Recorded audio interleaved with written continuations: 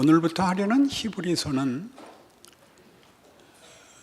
초대교회, 그러니까 1세기 중엽쯤에 모였던 신앙 공동체인데, 제목을 히브리서라 붙인 이유가 그 공동체가 아마 그 회원들이 기독교로 개종한 유대인이었을 거라 짐작하기 때문입니다. 그 안에 유대인들이 아니라면 이해하기 곤란한 여러 이야기들, 제사에 관한 이야기나 선지자들에 관한 이야기가 나오기 때문에 아마 유대인들이었을 것이다. 그리고 그들에게 이 내용으로 편지를 해야 됐던 이유는 그들이 신앙상의 큰 위협 속에 있었다라고 추측을 하게 만듭니다. 초대교회는 물론 정치적, 사회적 위협 아래 있었습니다. 로마 제국이 여러 신을 섬기고 황제를 신으로 받들기를 원했기 때문에 유일신을 믿는 기독교인들에게는 그 명령을 받을 수가 없었고 정치적, 사회적 위협 아래 놓여 있었습니다. 그런데 유대인들은 하나 더 가서 유대인들은 예수를 메시아로 인정하지 않았기 때문에 예수를 메시아로 인정하면 하나님 이외에 다른 신을 섬기는 문제가 되어서 유대인들에게는 그것이 신성모독이며 유일신을 거부하는 것이며 민족성을 배반하는 것이 되었습니다. 그래서 사도행전에서 보시다시피 바울이 지중해 연안의 여러 도시들에게 전도를 하러 다닐 때 주로 회당에서 복음을 전했는데, 그때마다 예수를 메시아로 인정치 않는 그 종교 지도자들과 유력 인사들이 바울을 몹시 핍박했습니다. 그래서 이 히브리서가 쓰인 목적이 그 당시에 이런 곤란에 임해 있는 성도들을 위로하기 위해서 쓰여졌습니다. 우리는 여기에서 히브리서에서 그런 고난을 겪는 자들에게 명분을 말하거나 또는 의지력을 격려하는 것이 아니라 기독교 신앙의 본질적 내용을 소개함으로써 저들의 현실적인 문제를 어떻게 이해하고 극복해야 하는가라는 답을 내는 성경 방식에 주목하게 됩니다.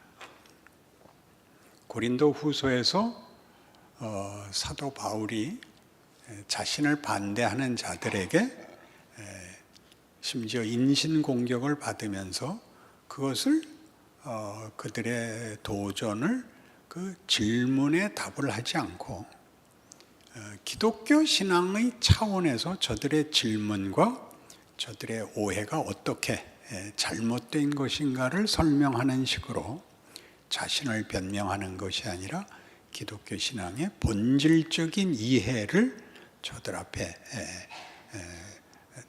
보임으로써 그 답을 제시하듯이 히브리서도 그렇습니다. 그래서 예수를 믿는다는 기독교인들의 신앙 고백의 주인공인 예수에 대한 이해를 히브리서에서 이제 처음부터 끝까지 할 것입니다. 예수는 누구인가? 예수를 믿는다고 했을 때 믿음이 공허한 추상명사가 될 수 없이 예수라는 대상에 그 모든 열쇠가 있다라고 초점을 맞추고 예수가 누구인가를 설명합니다. 예수를 믿는다는 것은 믿음이라는 행위를 명분화하거나 미화시키는 것이 아니라 구체적인 대상에 관한, 그리고 그 대상에 대한 이해와 약속에 관한 것이라고 얘기를 합니다. 그런데 그 시작을 왜 천사보다 우월한 예수님이라는 것으로 시작을 하는가 하는 것이죠. 왜 천사가 이 예수를 설명하는 일에 비교의 대상으로 등장을 하는가? 우리가 예수를 믿어도 결국은 천사를 더 가깝게 그리고 현실적으로 기대하기 때문입니다. 천사의 무엇을 우리는 소원하고 또 현실적으로 기대를 가지게 될까요? 천사의 초월성과 도덕성입니다. 천사의 도덕성은 당연히 하나님의 사자니까 흠도 없고 점도 없는 존재들일 것입니다. 그러나 그들이 가진 초월성은 뭘까요?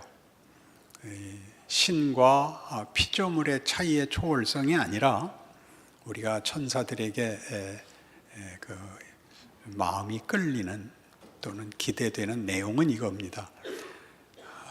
진흙물에 발 담그고 있지 않는 존재로서 초월성을 우리가 원하고 있는 것입니다. 걱정도 없겠다.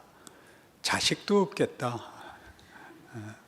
일하지 않아도 되겠다. 이것이 우리가 천사로 대변되는 우리 신앙의 어떤 구체적인 기대의 모습입니다. 거기에다 예수를 대입시킴으로써 대조시킴으로써 우리의 기대, 소원, 상상과 얼마나 다른 기독교의 내용이냐, 목적이냐, 방법이냐를 얘기하려고 합니다. 그러니까 궁극적으로 예수는 인간으로 오신 하나님이고 인간으로 오셨다는 것은 하나님이 하나님 자신에 대한 설명과 우리들에 대한 하나님의 뜻을 이루시는 방법을 우리가 보고 느끼고 만지고 보고 경험케 하신다는 사실에 히브리서가 초점을 두고 있습니다. 여러분들이 가지는 자신의 어떤 한계들, 미흡함에 대한 여러분들의 체념을 극복시키는데 초점을 가지고 있습니다. 제가 좋은 시를 하나 소개하겠습니다. 박목월 시인의 잘 아시는 그 나그네는 아시죠? 강나루 건너 남포교에 가는 길 이렇게 나오는 이 시인이 장맛이라는 시를 썼습니다. 제가 읽겠습니다. 어둑한 얼굴로 어른들은 일만 하고 시무룩한 얼굴로 어린 것들은 잘하지만 종일 햇볕 바른 양지 쪽에 장독대만 환했다. 진정 즐거운 것도 없는 구질구질한 살림, 진정 고무신짝 끌며 지루한 하루하루를 어린 것들은 보내지만 종일 장독대만 환했다. 누구는 재미가 나서 사는 건가? 누구는 낙을 바라고 사는 건가? 살다 보니 사는 거지. 그렁저렁 사는 거지. 그런대로 해마다 장맛은 꿀보다 달다. 누가 알 건데 그렁저렁 사는 대로 살맛도 슴슴하고 그렁저렁 사는 대로 아이들도 쓸모있고 종일 햇볕 바른 장독대에 장맛은 꿀보다 달다. 그럼 여러분 마음에 공감이 생기죠? 이 시에 대해서. 왜요? 여러분의 현실이 그러니까. 누군 살고 싶어 사나? 살다 보니 이렇게 살지? 그게 공감대를 이루죠.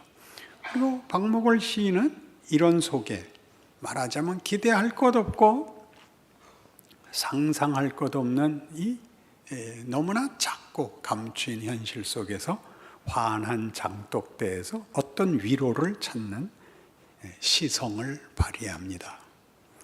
이 시의 기본적인 우리의 공감을 자아내는 기본적인 전제 혹은 그 배경은 체념이죠. 이 시인이 장독대를 그렸지만 배경은 사는 것에 낙이 없는 체념 속에 꿀맛보다 단, 그래서 잠시 위로를 받는 장맛입니다. 우리 기독교인들임에도 불구하고 우리도 우리의 인생을 죽어서 천국 가면 됐지 뭐. 아이고, 저것들도 어떻게 되겠지. 이런 사실은 체념 속에 있기 때문에 우리는 이 시를 이해하고, 그리고 우리에게 어떤 신앙적인 문제를 해결하려면 기본적으로 지금 일어난 어떤 위기 하나를 해결하고 지금 있는 어떤 장애물 하나를 제거하는 것이 답이 될 수 없고, 인생살이 전체에 대한 어떤 가치, 나의 한계에도 불구하고 그것이 하나님의 능력 속에서 제한 속에 만들어지는 무한한 명예를 확인해야 우리는 우리의 인생을 신자라는 이름으로 살 수 있게 되는 겁니다. 그것을 하나님께서 그렇다, 그럴 수 있다, 그래야 된다가 성육신이죠. 시간과 공간에 잡혀 들어왔으나 역사를, 인류의 운명을 바꿔버립니다. 무한히 유한 속에 들어온 것도 신기하고, 그 한계 속에서 인간의 손에 잡혀 배반과 수모와 채찍과 죽음을 당하는 방법으로 하나님의 영광, 하나님이 당신의 기쁨으로 지으신 우리의 찬송을 목적하는 우리의 인생이 어느 자리에도 부족할 것이 없다는 증언, 그것이 성육신인 것입니다. 이것을 여러분들이 여러분의 생애에 여러분들이 누구와 비교하여 늘 불만인, 여러분 자신만이 아는 풀 수 없는 어떤 마음 깊은 상처에도 불구하고 그것들이 일을 할 수 있다고 알고 믿고라는 말은 이런 때는 좀 사기를 치는 것 같아요. 믿음이란 바로 그런 도약이거든요. 그렇다, 내가 예수에게서 봤다. 그것이 우리 모두를 넘을 수 없는 산을 넘게 하고 건널 수 없는 강을 건너게 하는 일이라는 걸, 그리고 그렇게 가는 것이 하나님이 일하시는 위대한 신비라는 것을 아는 것이 우리 각각의 제한된, 우리가 거부하는 지금의 현실이거든요. 거길 못 넘어오고 이런 죽어서 천국 가는 찬송가만 부르고, 그렇죠? 그리고 무슨 다른 대책이 없어서 와서 무릎 꿇고 기도하는 것으로 그냥 자책하고 자조하고 타협하고 돌아가는 것으로 체념해버린 인생을 성경이 딱 도전하는 것입니다. 도전을 받으시겠습니까? 좋은 말로 할 때 받으시죠.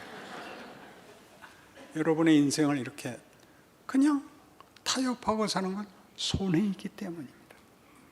하루에 하루만큼의 인생을 살지 못하는 것은 비극인 것입니다. 그리고 너무나 손해입니다. 그래서 우리가 지금 생각하려는 이 모든 일에 예수는 누구인가 하는 문제를 제일 잘 설명한 데가 요한복음 1장입니다. 한번 보시죠.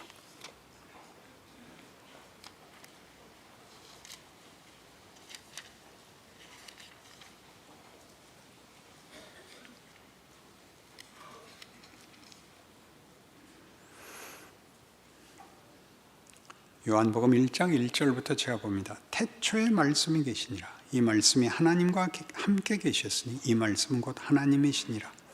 그가 태초에 하나님과 함께 계셨고 만물이 그로 말미암아 지은 바 되었으니 지은 것이 하나도 그가 없이는 된 것이 없느니라. 그러니까 모든 인간은 예수 안에서 지어집니다. 이때 예수 안에서라는 것은 말하자면 우리가 누구의 자식이다 하는 것과 같습니다. 유전자를 가지는 거죠. 누가 박씨 종자 아니랄까 봐 이렇게 얘기를 하는 거죠. 누가 배달민족 아니랄까 봐 그러는 거죠.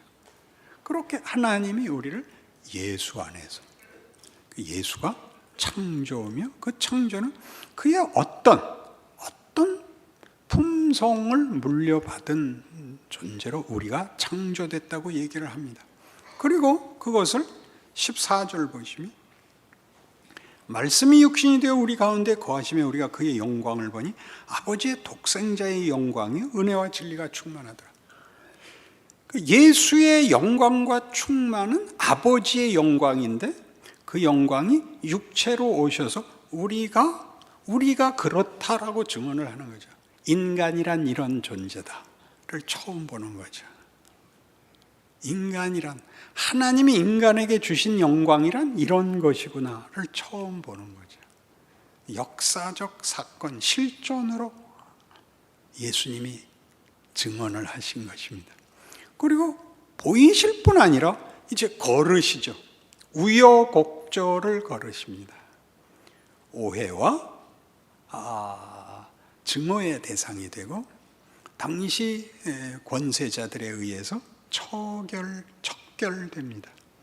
그 길을 말없이 어떤 능력을 가지고 죽은 자를 살리시고 바다를 잠잠케 하시고 문둥병자를 고칠 수 있는 능력으로 그 모두를 감수하는, 그러니까 무슨 양보하는 게 아닙니다.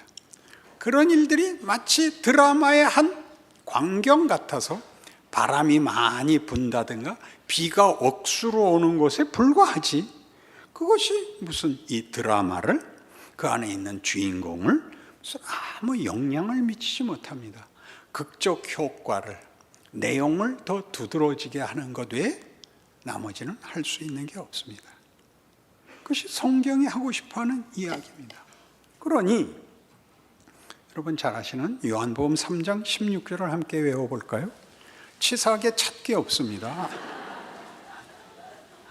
요한복음 3장 16절 시작. 하나님이 세상을 이처럼 사랑하사 독생자를 주셨으니 이는 그를 믿는 자마다 멸망치 않고 영생을 얻게 하려 하심이라.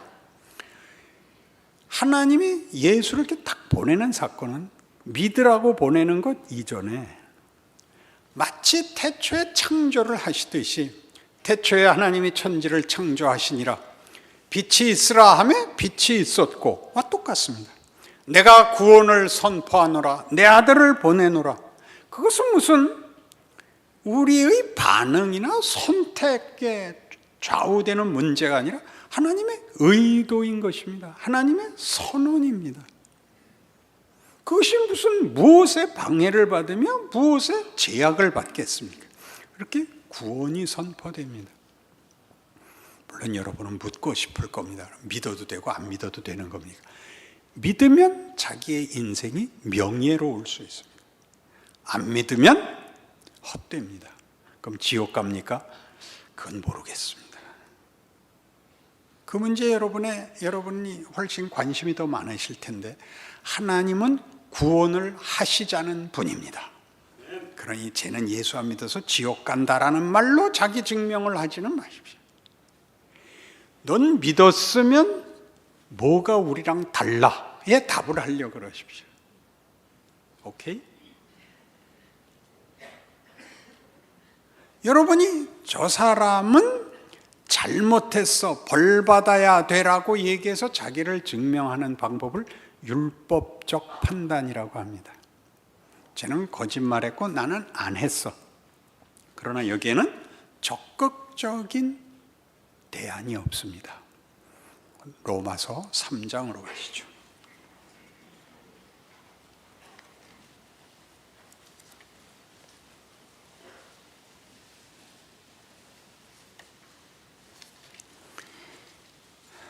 신약 성경 243페이지쯤 있습니다. 로마서 3장 19절. 우리가 알거니와 무릇 율법이 말하는 바는 율법 아래 있는 자들에게 말하는 것이니 이는 모든 입을 막고 온 세상으로 하나님의 심판 아래 있게 하려 함이라. 그러므로 율법의 행위로 그의 앞에 의롭다 하심을 얻을 육체가 없나니 율법으로는 죄를 깨달음이니라. 이제는 율법에 하나님의 한 의가 나타났으니 율법과 선지자들에게 증거를 받은 것이라. 율법과 다른 겁니다. 율법을 폐기하는 것이 아니라 율법이 잘못과 잘못하지 않는 것에 불과했다면 예수는 잘못하지 않는 것에서 더 나아간 것을 할 것이라는 겁니다. 뒤로 있죠. 곧 예수 그리스도를 믿음으로 말미암아 모든 믿는 자에게 미치는 하나님의 의인이 차별이 없느니라.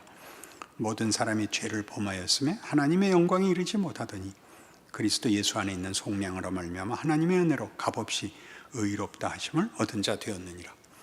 그러니까 구원이란 죄 안 짓는 것이 아니라 반대편 영광으로 가는 문제인 것입니다. 죄란 그런 의미에서 도덕적 문제가 아니고 옳고 그른 문제가 아니라 영광의 문제였던 것입니다. 죄란 영광에 못 미치는 것이요, 영광을 비켜간 것이요, 영광이 왜곡되는 것입니다. 그래서 우린 율법에서 기껏 이건 틀린 거야, 이것도 틀린 거야는 배웠지만 율법에서는 결국 그렇게 이건 아니야 해서 우리를 영광으로 밀어야 되는데 율법에는 영광 자체의 적극적인 표현은 없습니다. 예수가 오심으로써 비로소 영광이라는 걸 보게 됐고 허락이 됐고 살 수 있게 됐죠. 하나님께서 우리를 하나님이 만족하시는 영광으로 목적했고 예수로 그것을 이루겠다고 하심으로써 우리는 사람들이 잘못하는 것과 다른, 예를 들면 공포의 반대말은 보통 평화 혹은 안심입니다마는 그것은 공포가 없는 상태를 가리키는 것에 불과하고 공포의 반대말은 사랑입니다. 정직은 거짓말하지 않는 것에 불과하지 않습니다. 정직을 설명하는 것이 기껏 거짓말하지 않는 것이라면 안 하는 것에 불과합니다. 무엇을 하지 않는 것, 잘못을 하지 않는 것이 아니라 정직은 가장 부정적이고 소극적으로 밖에는 세상이 알지 못했던, 나는 거짓말 안 했어, 나는 사심이 없어, 나는 욕심이 없어, 이렇게 얘기하는 것은 그냥 꽝인 것입니다. 이거야말로 왜 사냐? 이런 도전을 받아야 됩니다. 넌 아무것도 안 하려고 사냐? 넌 잘못 안 하려고 사냐? 이렇게 확 꾸짖어야 되는 게 기독교 신앙인 것입니다. 뭐냐? 정직은 영광으로 가는 거죠. 좋은 말 하는 거, 반가운 사람이 되는 것,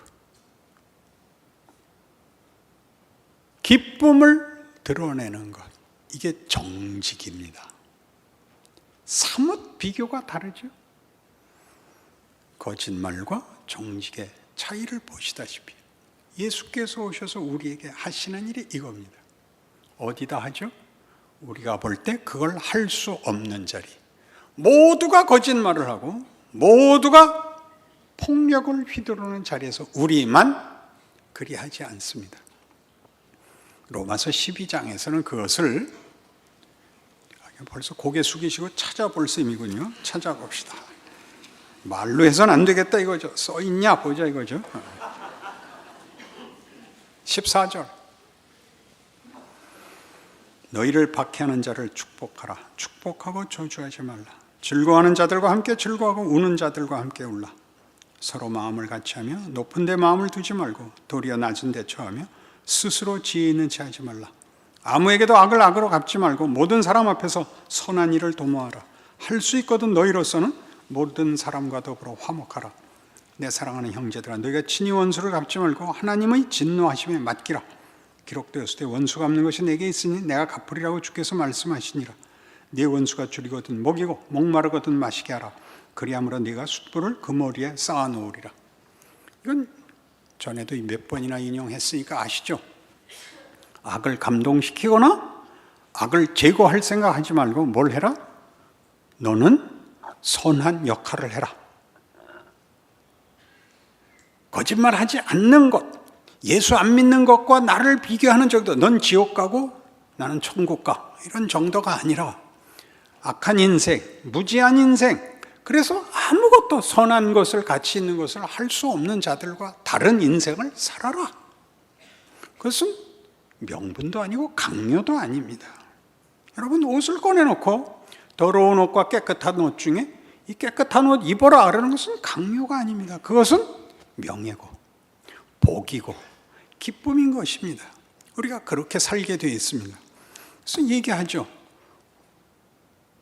너를 핍박하는 자를 저주하지 마라.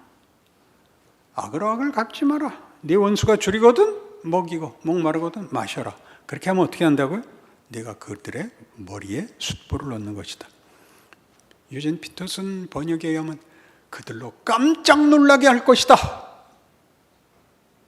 그런 얘기입니다. 아니, 이럴 수가. 이건 뭐야? 폭력을 폭력으로 대응하지 않는 사람, 폭력과 증오와 보복과 원망과 비열함 앞에서 마치 한 줄기 빛이 비치듯 구름을 뚫고 내려오는 햇볕같이 우린 다른 존재로 서 있는 겁니다.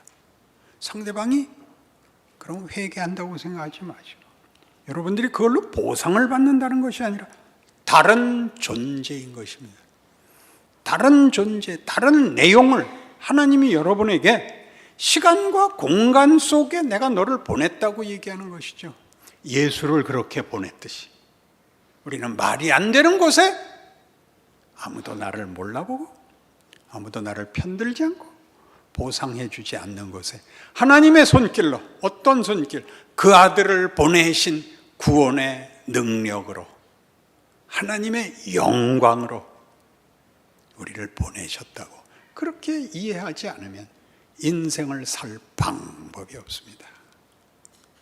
그것이 여러분에게 힘이 되지 않는다면, 그래서 여러분이 겪는 모든 것이 여러분을 방해할 수 없다는 것을 알지 못한다면 여러분은 결국 모든 기도가 원망일 수밖에 없죠. 에베소 1장에 가보실까요? 성경에 분명한 목적은 이렇게 선언되어 있습니다. 이거 다 외우셔야 됩니다. 에베소 1장 3절에서 6절을 외우셔야 됩니다. 저랑 마주치면 제가 잠시 검문이 있겠습니다. 주민등록 번호를 읽어보십시오. 이럴 겁니다. 그럼 이거 읽으셔야 됩니다. 에베소 1장 310페이지 3절에서 6절 같이 읽습니다. 찬송하리로다. 하나님 곧 우리 주 예수 그리스도의 아버지께서 그리스도 안에서 하늘에 속한 모든 신령한 복을 우리에게 주시되 곧 창세전에 그리스도 안에서 우리를 택하사 우리로 사랑 안에서 그 앞에 거룩하고 흠이 없게 하시려고 그 기쁘신 뜻대로 우리를 예정하사 예수 그리스도로 말미암아 자기의 아들들이 되게 하셨으니 이는 그가 사랑하시는 자 안에서 우리에게 거저 주시는 바 그의 은혜의 영광을 찬송하게 하려는 것이라. 강요 아닙니다. 방법론도 아닙니다. 위협도 아닙니다. 어떻게 그걸 확신하죠? 우리가 아직 죄인 되었을 때 예수께서 인간으로 찾아오십니다. 굉장하죠. 아무도 몰랐습니다. 우리 인생은 우리 이웃들 앞에서 그런 존재인 것입니다. 이 사람은 뭐야? 왜 이래? 그 머리에 우리가 벼락을 치는 것 같은 겁니다. 그게 보상이 되지 않습니다. 예수를 결국 죽인 세상이니까요. 아무리 잘해도 항복하지 않을 겁니다. 그러나 인생은 여러분들이 이해하고 상상하는 것과 다른 존재와 사명이 있음을 알게 되는 인생을 살게 되는 것이죠. 하나님의 영광, 기쁨에 참여하는 명예로운 존재가 되는 것입니다. 그 인생을 사십시오. 자랑할 것이 충만할 것입니다. 기도하십시다. 하나님 아버지의 은혜를 감사합니다. 우리는 하나님을 아버지라 부르며 예수의 이름으로 기도합니다. 그러니 기적 같은 인생을 살아내야지요. 원망하고 핑계대고 변명하는 것 집어치우고 이제부터 위대하게 하옵소서. 잠잠히 입 닫고 우리의 얼굴에 주를 아는 빛을, 주님의 향기를 바라는 그런 인생을 책임 있게 살게 하옵소서. 우리 입술에 감사를 주시고 우리를 보는 자들이 기적을 보는 놀라움이 있게 하옵소서. 예수님 이름으로 기도합니다. 아멘.